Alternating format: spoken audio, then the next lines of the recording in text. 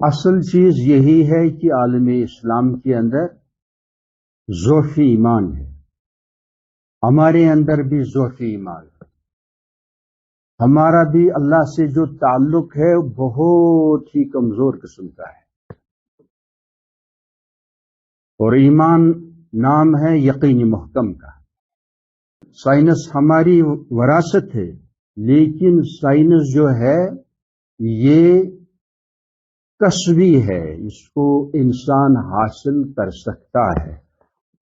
لیکن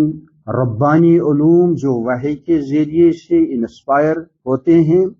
ان کو کوئی اپنی ذہانت سے، انٹیلیجنس سے، فطانت سے حاصل نہیں کر سکتا ہے۔ اس لیے اہل ایمان کو بہت ہی جرأت کے ساتھ یہ بات ضرور کہنی چاہیے، اسلام کو سائنس کی تصدیق کی ضرورت نہیں ہے، الٹا ہے، اسلام ہی اگر تصدیق کرے کہ کوئی فلسفی کا قانون یا سائنسی ضابطہ اگر دین حق کے مطابق ہے تو ٹھیک، اگر دین حق کے مطابق نہیں ہے تو وہ ریجیکٹ کرنے کے لائق۔ ایسا محکم ایمان اہل ایمان کے پاس ہونا ضروری ہے، اور لامحدود خزانے رب العالمین نے پانی کی عنایت فرمائے ہیں، رزق کی عنایت فرمائے ہیں، لیکن ہم سب غفلت کے ساتھ کھا رہے ہیں، پی رہے ہیں۔ سائنسدان بھی میجارٹی میں گمراہ ہیں، سائنس فار سائنس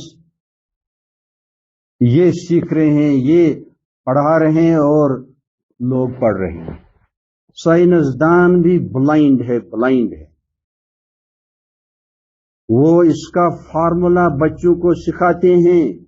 لیکن فارمولا کو امپلیمنٹ کر کے ایک ڈراپ آف واٹر نہیں بنا سکتے، کیونکہ ان کو فرام نتھنگ اس کو بنانا ہے۔ اللہ کی بنائی ہوئی کسی بھی چیز یا میٹیریل سے نہ بنائیں، یہ کمال ہے۔ اللہ تعالیٰ نے عدم سے He has created everything from nothing۔ سائنسدان بھی نابینا، یہ تو انبیاء کی برکت سے ہمیں تھوڑی روشنی ہے، تھوڑا نور ہے، ورنہ ہم بھی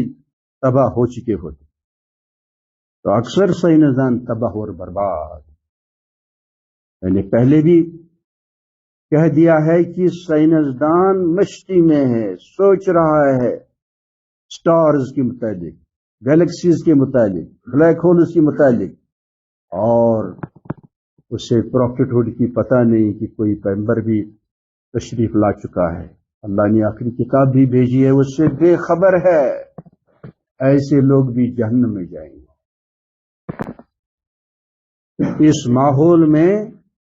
کوئی بھی انسان اگر اس تک آخری پیغمبر کی میسیج پیغام نہیں پہنچا،